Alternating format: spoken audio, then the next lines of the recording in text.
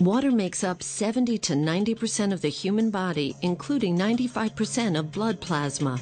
Many health authorities recognize that dehydration is one of the most common causes of illness. Chronic dehydration is often part of a chronic disease process. Healthcare costs are spiraling so quickly that the Healthcare Financing Administration predicts that by 2030, Americans will pay over $16 trillion per year. Recently, the World Health Organization ranked the U.S. 37th best in the world in healthcare system performance. Consumer unease with U.S. healthcare grows, and it's no wonder. Americans are rapidly becoming the heaviest people on earth, with overweight Americans now significantly outnumbering those who maintain a healthy weight. Enagic Incorporated, a Japanese company founded in 1974, is trying to make sure that you don't end up being one of these statistics. Enagic has a technology that turns ordinary tap water into Kangen water. Enagic's flagship product is the Leveluck SD501. This amazing water is a highly energized alkaline water produced with a continuous ionized electrolysis water generating system. Enagic is ISO 9001, ISO 14001, and ISO 13485 certified. Along with these certifications, Enagic is a proud member in good standing with the Direct Selling Association. Other awards include the prestigious International Earth Environment University Environmental Award, awarded to select companies for outstanding achievement in environmental services. Kangen water has 3 important properties that distinguish it from regular water. These properties are the antioxidant value, alkalinity, and microclustering property. In the next few minutes, you will learn about each of these properties, as well as other important benefits to having an Enagic ionizer in your home. Oxidation is the rust on a pipe or the breakdown that occurs when you cut an apple and it turns brown. Antioxidants slow down or stop that process and are found in many fruits and vegetables from Mother Nature. The Japanese call this Kangen water. Kangen translates to return to origin. This antioxidant property of Kangen water can be measured with an ORP meter. This digital meter measures the oxidation reduction potential. A positive reading means it is oxidizing, whereas a negative reading means it is not oxidizing or an antioxidant. Let's look at the ORP values of some of the most popular beverages on the market today and compare them along with Kangen water. I'll go ahead and clean that off now. And when we get our first one, let's go ahead and see what that reading is right there. We've got about a positive 363. We'll go ahead and go into the next one here. Let's get that all cleaned off. I'll bring that right there. And let's see, what are we getting there for a reading? A positive, what, 292? Pretty good. 296. I think we're going to go over 300. So we'll go ahead and we'll go to the next one there. Now remember, these are positive numbers. We're looking for a negative number. So this means that all of these are actually oxidizing substances to our bodies. So we'll go ahead and we'll go in here to the vitamin water. And we've got what? A positive 214. We'll go ahead and put that back in the clean water. Now we'll get over here into the Dasani and we'll see where the Dasani registers. Now the Dasani is a positive 100, 168, 172. As you can see, it's continuing to climb. We're going to be over 200 here in a moment. That's going to continue to go up. We'll go ahead and just clean that one off. And we'll come back here and we'll check the Aquafina. The Aquafina, we've got a positive, look, it looks like about 150 thus far. It's going to keep on going. We're up to about 180. And I think as we sit and watch it, it's going to be the same as the Dasani. It'll continue to climb to over 200. We'll go ahead and bring this over. In fact, I'm going to skip and come right over to the tap water, and we'll come back and do our Kangen water. Now the tap water has a positive 300, what is that number now? 325, 334, over 350. I think we'll find that'll continue to climb to well over 400. And as we sit and watch that go, I think you're going to see that it will. So we'll go ahead and we'll move on to the next. We're going to come back now and let's see what the Kangen water, the 9.5. Go ahead and put this in here. Now what we're looking for here is a negative number. And I think you can see right now we are at a minus 349, minus 350. You know, we're riding right around the 349, 350. So minus 350, that is a huge change.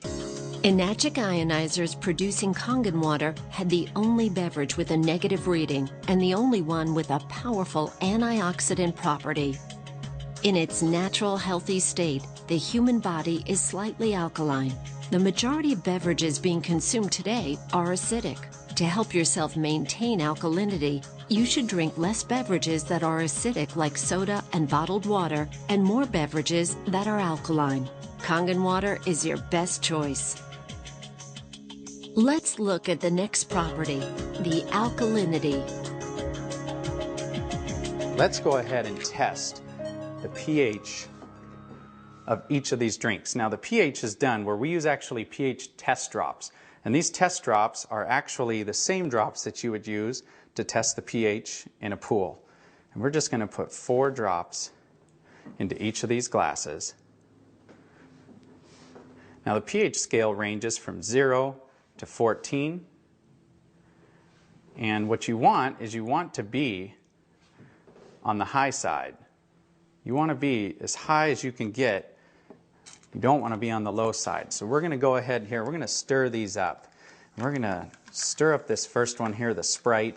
And you can see on the, basically on the low side of the pH scale, you've got very, very, an orangish color, which is what you don't want. You get into here to the vitamin water. I thought vitamin water was supposed to be good for you. Well, it's got a very low pH to it. We get in here to the reverse osmosis waters. This surprises a lot of people when they actually see this reverse osmosis water. You go to the store and you buy these bottles and you think that it's really good for you, but yet you can see it just doesn't have that much of a pH value. Now this last glass, this is the tap water. Now this tap water here is it's blue. And some people get excited about that because actually the pH value of this compared to all these other drinks is much better. Much better. But what they don't tell you is that the federal government mandates that tap water be at least 7.0 in pH. And so because of that, they use various chemicals, lyes, and anything they have to put into that water to get it to go to here. In fact, a lot of times when you filter this water, you will actually see that the pH values come back to this range once some of those chemicals are filtered out. So let's see what happens when we actually take some of our 9.5 water here and we just mix a little bit of it right in. Look what we just did to that tap water. We changed that tap water and we took it from an acidic, or actually it was a somewhat neutral state, to a very alkaline state. We're going to do the same thing over here to the Aquafina, and it very quickly turns purple. You can see that. Here we go again. We're going to get it to go purple just by mixing in some of our water. Now these other 3 over here, I actually want to go ahead and use our water, our 9.5 water, and I'm going to pour it directly in. Now watch what happens when we do this.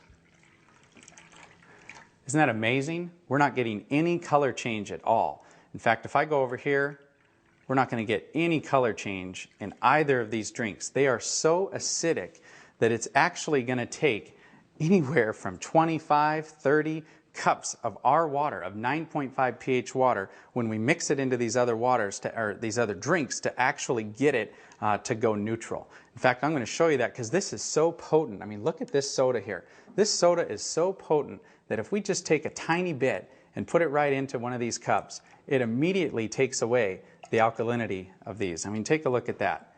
It is just, it's absolutely gone.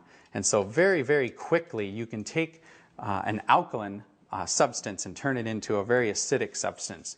The body has a truly remarkable and complicated water regulating system that rations water when it's in short supply until it receives unmistakable signals that it has access to an adequate supply. The problem is that some organs, like the brain, are higher on the priority list for water than others. Symptoms are the result of stressed organs that are dehydrated. This is much the same type of signal your car would give if the cooling system were overheating while climbing a steep hill. In both cases, if proper measures are not taken, a breakdown can occur.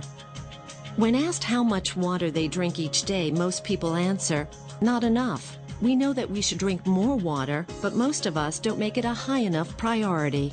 In fact, many people are confused as to how much water a person is supposed to drink. Most doctors will tell you that we should drink 8 8-ounce glasses of water per day. But is it a one-size-fits-all answer?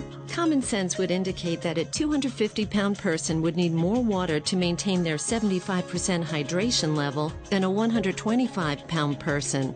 And what about someone who is very physically active or someone who works in a hot climate versus a person that is sedentary and perhaps stays indoors the majority of the time? Researchers have discovered that the most consistent trait of long-lived clusters of healthy people on the planet is the water that they drink. In his book, The Water Puzzle and the Hexagonal Key, Mu Shixan, PhD and one of the foremost water authorities in the world, states, hexagonal water is energetically more powerful. It is the obvious biological choice. Kangen water has some of the same properties as hexagonal water. A regular water cluster does not absorb as quickly or as easily as a smaller Kangen water cluster. Kangen water is more readily absorbed by the body and allows for better hydration. This smaller cluster is also why Kangen water tastes so soft and silky. Let's demonstrate the microclustering property of Kangen water.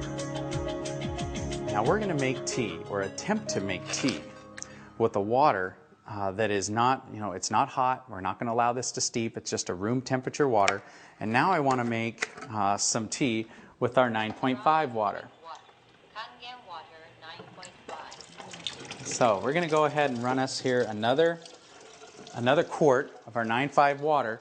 We're going to give that first tea just a little bit of time. We're going to let it attempt to make tea from that reverse osmosis water. Remember what we talked about. Reverse osmosis water is what the Japanese call a dead water. It doesn't have any minerals in it at all. And in fact, when you put that water into your body, it can actually deprive your body of some of the essential minerals and nutrients that it has in it, because water, like anything, will balance itself out when it goes into your body. So now we'll just go ahead and take this cup here, and we're going to pour a cup of tea with our water. And I think you already see what is happening here. We have got tea. What I want to do is I want to give this one a little spin. We'll give this one just a little spin here. We'll just stop. Look at that. You've got two different cups here, same tea bags. One is obviously having a hard time making anything, and you've got this one here which looks like a perfectly good cup of tea. Now what's amazing about the microclustering properties is it actually will multiply the amount of nutrients that you're putting into your body and actually enable your body to use those nutrients. So as I slide this next tea bag over, watch what's going to happen. I can take this tea bag now and I can come over here and I can make another cup of tea. How about that? I mean, this property alone is amazing. For folks out there that like to drink coffee, you can go ahead and make your coffee, and you can use about half the coffee beans that you would normally use and get just as good a cup of coffee. And look at this. There's another cup. I think we could go on and on here and make anywhere from 15, 20, 25 cups of tea off of one tea bag. And there's actually nothing wrong with this at all. This is a fantastic tea, and it tastes exactly like green tea should taste, and yet it's just regular room temperature water. Let's come back over here to this little guy and let's see what's going on here. He's having a hard time getting started.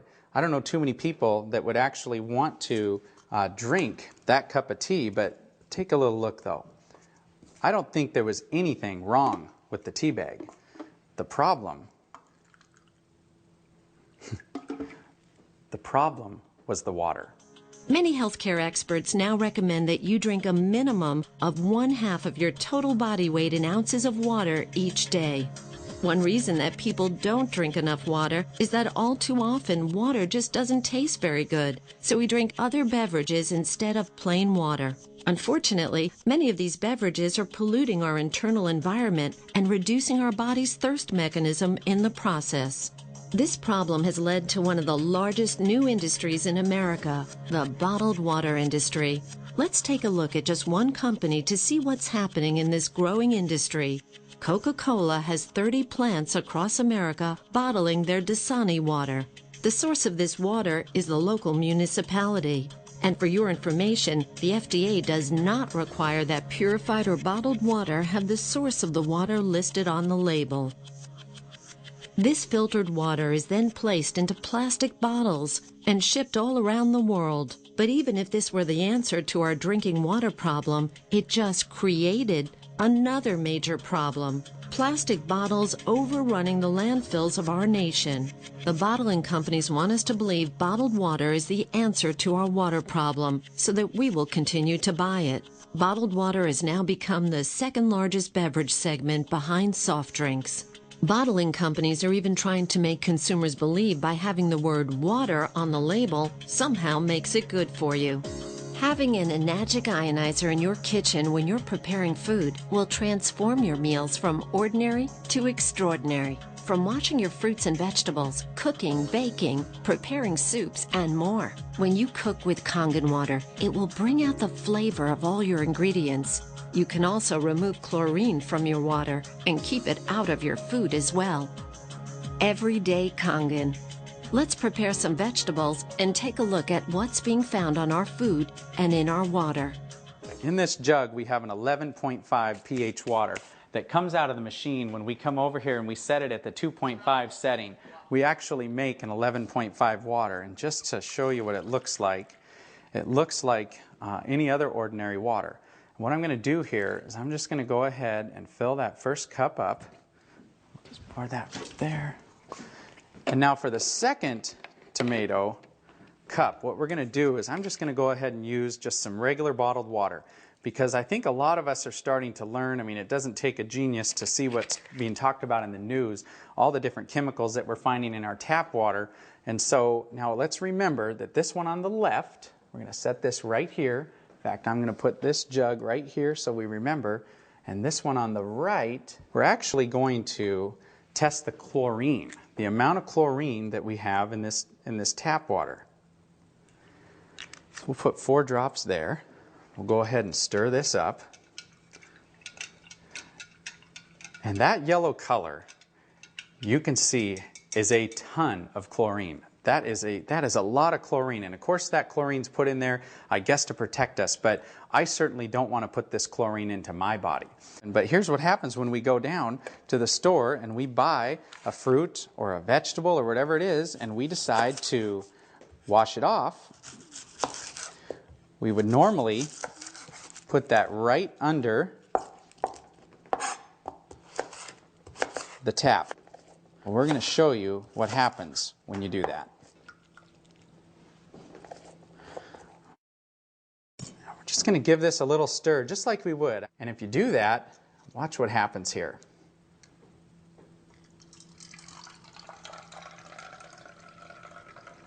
As we pour this out, take a look. What happened to that yellow chlorinated color? You know what happened. It's gone. The reason it's gone is it absorbed right into the onions, which now, of course, we're going to eat. I just put more chlorine drops in there to see how much chlorine's left in that water, and there's none. So let's go back now to these tomatoes, and let's see what's happened. Get a couple more glasses here, and let's go ahead and take a little look here. This is with the Dasani. Reverse osmosis water is in a lot of homes. People have these filter systems that are built right in, and basically they do it because they think that that water is very, very good for you. Now, what did we wash off of these tomatoes with that water? I think you can tell it doesn't look like much. That looks like regular old clean water. We'll come over here. Now let's see what we washed off of this first set of tomatoes. Look at that water. That yellow color right there represents the pollutants that we actually have that are on those tomatoes. Typically, you would actually eat these, and if you were to taste the difference between the two, you will not want to eat these tomatoes. I think everybody knows that as you mix water and oil, they don't mix. Just like we've been taught in school, everything we've ever been taught, that's exactly what happens is they don't mix. The oil just floats right to the top. But what's pretty amazing about our water is that you've got, we'll take some more of this 11.5 water. This water has cleaning powers that are so amazing that you can actually, when it comes to cleaning those tomatoes, as we saw, it took everything off of those tomatoes. Most of the herbicides and pesticides today are oil-based. So anything that they're putting onto our foods, they make it oil-based so it doesn't wash off when it rains. It makes sense.